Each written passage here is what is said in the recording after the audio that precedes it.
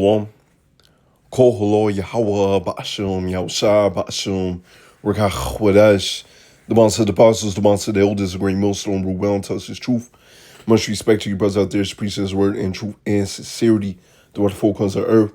Tabernacle David, hope for elect and the sparkle bird, and want to say Shalom. So just want to do this quick lesson on this Shannon Sharp situation. Also, one of my brothers had did a lesson on it earlier. Lively Stones of GMS. Subscribe to the brother's channel, Brother Taziar. All right. Hey, just roughly paraphrasing what he has said in his title, it's not just, Keisha that you got to worry about. Hey, you got to worry about the white girl too. Right. And pretty much from the wine of Babylon, right? A lot of these women over here in Babylon the Great are tainted. They're drunk off their wine. They're moving wickedly, and that's why a lot of times, you have that movement of the passport bros where they go into women, they're going to meet women in other countries, right? Because their morals and how they move is more righteous, all right, more comely, more woman-like, right? I guess you could say, right? Brothers is just looking for a good woman, but over here in Babylon the Great, like I said, a lot of these women is tainted, man. Hey, if you got a good woman by your side, call Holo Yahweh Bashim Yahushua, right? But what I want to get into, moving wisely within this walk of ours, one brother may be able to deal with more than one woman. What's for one brother is not for another, right? Just as Elder Yashua Ramba was going into a couple days ago. Once again, what's for one brother, another brother may not be able to deal with that, right? And he also was going into, he don't like harlots, but he's not going to get all emotional and tell you,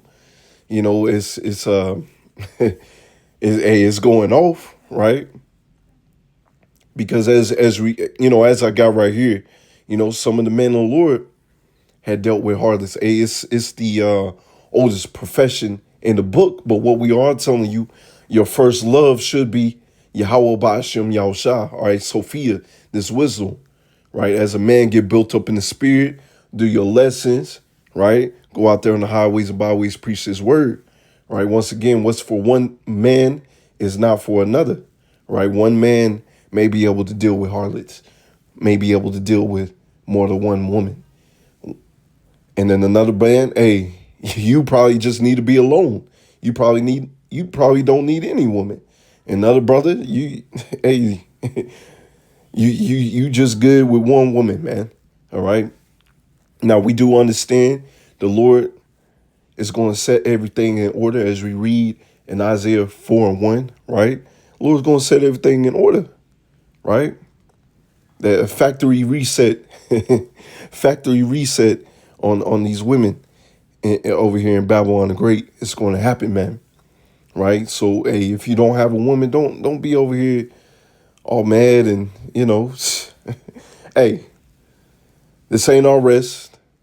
The Lord's going to help you, man. But anyways, as we see time and time again, you got a lot of these rich men, right?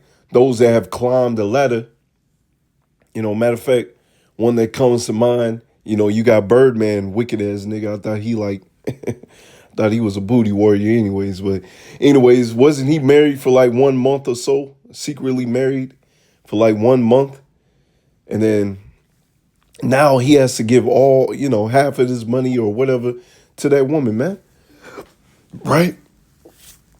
So, hey, just over here in Babylon the Great, it's out of order. So as we see with Shannon Sharp, right? As we see with Shannon Sharp, I'm going to get a scripture real quick.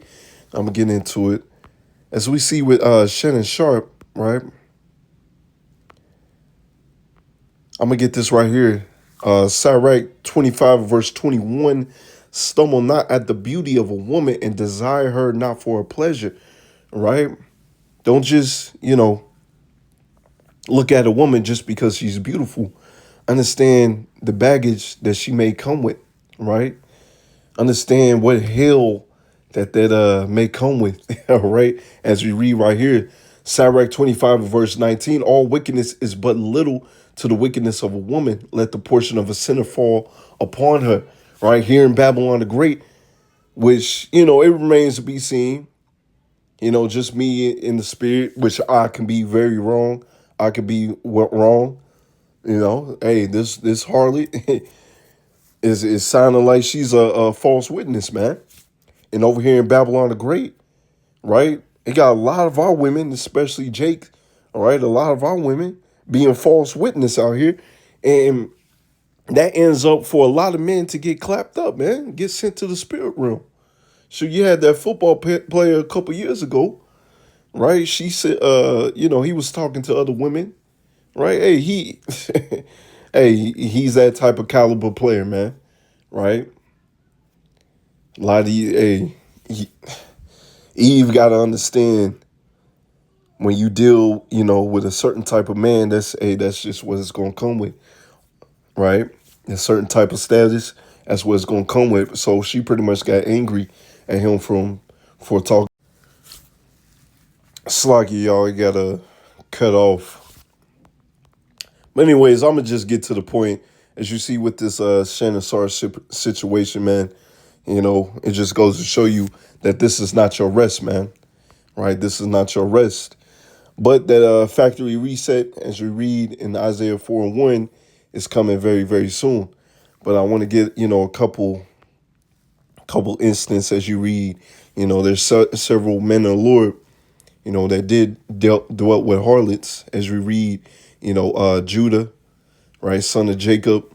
As you read, Judah slept with Tamar, right, disguised herself as a harlot to conceive a child by him. And Judah, you go into the story, which shows a lot of characteristics still to this very day. Our people are procrastinators, man.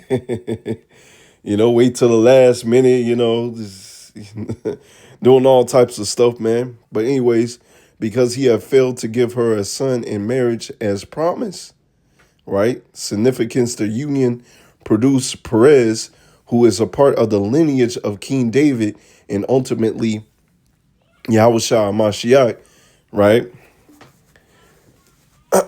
So anyways, getting into it, you even go into it. Hey, he was so angry, he wanted to burn it up. You even go into the account. All right. He even go into the account, right? But anyways, you got Samson. Samson, the judge of Israel, went to Gaza and slept with a harlot there. Significance there precedes his entanglement with Delilah, which led to his downfall. Because we are also using this as an example, right? Understand how you're moving, right? Move wisely within this walk, right? This is what we telling brothers, move wisely in this walk, because, hey, you get with the wrong woman and all hell can break loose upon your life, man. Hey, you better get that in check, man. Right? Hey, I was talking to a brother the other day about that. Say a new brother try to come into the camp and he got a lady issue, man. Where she may try to come to the camp and cause all type of ruckus and mess, man. Hey, get your life in order, man. Right? Once again, what's for one brother is not for another. Right? One brother may be able to deal with more than one woman. One brother may be able to deal with just one woman. Right? And one brother may just all he needs is no woman, man. All right? Because hey, let Sophia be your first love, right? And you know, some of these dudes, they get distracted from doing the work, right? You got Hosea, right here. God commanded the prophet Hosea to marry a harlot named Gomer as a symbolic act. You see this? as a symbolic act representing Israel's unfaithfulness to power. All right, significance, the relationship was a prophetic metaphor, not just a personal story. All right, you even in the world. Oh man, you wiped up a whore, you wiped up a harlot. Everybody was with her, but that was a representation of us a whoring after these other gods of wood and stones, man. Right, because we are married unto Yahweh Bashim El Shah, and we were defiled, man. Right, and so hey, us waking up in this truth. Hey, the water Yahweh Bashim El Shah, hey, we coming back. We're being joined unto Yahweh Bashim El Shah, right? Right? Let's see. These stories range of interactions, some demonstrating sin and consequences, right? Once again, going to the account with Hosea, right? He ended up marrying a harlot and having children with him, man. And she was for the streets. Right? But once again, that was a representation as well for us, right? Joining Salakia, a whoring after these other guys are winning stone. And Jake is still doing that still to this very day, right? And that's why we got to get the heck up out of here, man. Right, let me see. So what I want to get into is as well over here, I was asking Chat GPT, pretty much the judgment for bearing false witness, because I can be wrong, right? I could be wrong. Maybe everything that she said was actually right. But from what we see here in Babylon the Great, a lot of these women and just, people in general, and especially Esau, Edom, right? It says, just roughly paraphrasing, the accuser of thy brethren, right? This man is a false accuser. And so we're going to get into that about being a false accuser, right? This is why we waiting for our people in general to get their factory reset. But in Jacob's trouble, the women is going to get their factory reset, right? And this false witness and all that bullshit, it ain't going to come to pass anymore, man.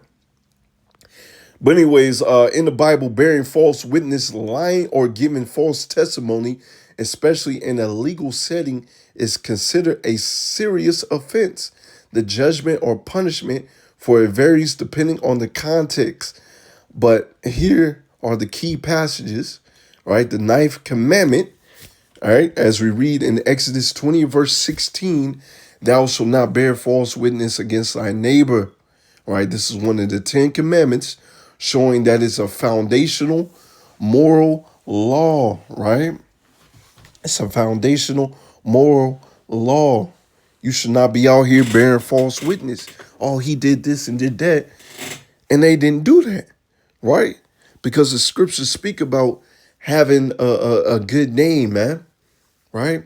Brother can put that on the comment board. I'm not going to get it right now. But the scriptures speak about having a good name, right? It's more, just roughly paraphrasing, if I'm not mistaken, it's more precious than gold, because you having a bad name in the streets, man, people ain't going to deal with you. They ain't going to deal with your business, right? And you're going to lose money. You're going to lose customers, man. You're going to lose the faith of the people in you, right? This is Deuteronomy 19 and verse 16 through 21. Judgment for the false witness. This passage outlines the consequences for someone who gives a false testimony, right? Deuteronomy 19 and verse 18 through 19. The judges shall make a diligent inquisition, and behold, if the witness be a false witness and have testified falsely against his brother, check this, then shall ye do unto him as he had thought to have done unto his brother. So thou shalt put away evil from among you. Right? Hey, for the most part, some would have been put to death. or you said this, just depending on the context. Hey, let's just put it simple, man. We didn't play around with that, man. You bearing false witness, you trying to put somebody's name in the mud, right? We didn't play with that, man. But over here in Babylon the Great, right? These people play with your name, man. They play around with you and they get away with it. How many times have we seen these women, have bear false witness? Oh, this Jake had did this unto me, and knowing damn well Jake got that soul, he ain't got to do nothing to you, man. Right? He got that soul, he got that charisma, and he he ended up getting going to jail anyways, man. Ruining that man's life. Now we understand that's the Lord's judgment anyways, and that should push us, even more to get the heck up out of here, pushing his word. But that's wicked, man. And then what happens to the woman? Nothing.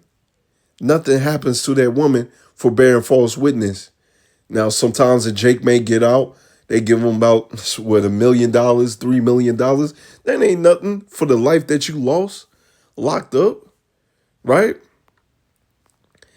Let's see. In other words, the false witness will receive the punishment that the accused would have received if found guilty. This was a principle of justice called lex talons, an eye for an eye, right? Eye for an eye, tooth for a tooth, right? Pretty much a moral principle, right? Let's see. This is 3. All right. Point 3: moral and spiritual consequences. Proverbs 19 and verse 5: a false witness shall not be unpunished. He that speaketh lies shall not escape. Right? Under the vibration of Babylon the Great, these people have gotten away with it. But guess what? They're not going to get away with it. They're awaiting the judgment. These women out here, these wicked ass women that's bearing false witness against you, they gonna get it. Right? Esau, Edom, he gonna get it. These 2/3 Jakes, right? They gonna get it. You have these men of the other camps, man.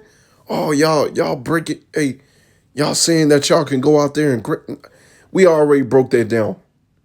All right? The laws of the Western world are different from the laws that we had in our kingdom, man. Right? And we tell you how to deal with the scriptures tell you how to deal with particular situations, right? But these men are so wicked, they still pushing that stuff. They still pushing that false witness, man, because they're emotional and they hate that we get on you, right? Because if a situation like that happens, the scripture tell you what happens, that you don't put her away, man. You don't just pump and dump, man. No, you will pay the father a dowry, and that will be your wife, man. Right? And that's pretty much all that we have broken down to. But wicked man is gonna be wicked man, and they're in that lot, right? So just wait for that fire, man. But anyways, Revelation 21 and verse 8: our liars shall have their part in a lake which burneth with fire and brimstone, which is the second death, right? You bearing false witness, you lying, right? There's a missile with your name on it. This shows that beyond earthly justice, bearing false witness has internal consequences according to the Christian doctrine, right? And we know these Christians today, they don't follow the Bible, man. Right? They pick and choose what they want to follow, right? But the laws of the Lord is going to come back, man. All right. When we're in our power, the other nations are going to have to abide by our laws or suffer the consequences according to the laws that they have broken. Right. Let's see. I'm gonna get a little bit of this. Proverbs 29 and verse 3. All right. Just telling you, watch out here. Right.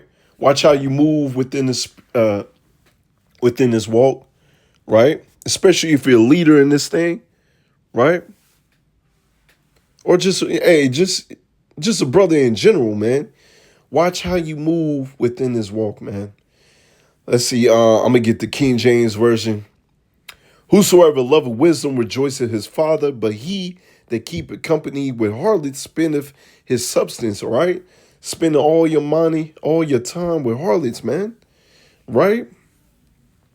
Don't do that.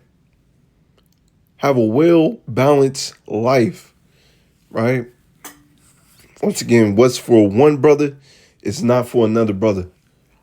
Right? It's international version. A man who loves wisdom brings joy to his father, but a company of prostitutes squanders his wealth. All right. Once again, you spending all that money, right? She talking about 25K for each cheek. Madness, man. All right. But this is just pretty much, showing you, man. Hey, we got to get the heck up out of here, man. Watch how you move within the spirit. All right. Watch how you move. Watch how you conduct yourself as men within this truth, man. Hey, we almost out of here, man. Hey, that reset button is coming, man. But yeah, I just wanted to bring that out real quick. Y'all Ratazai is an edifying lesson. Abba Babal. Shalom.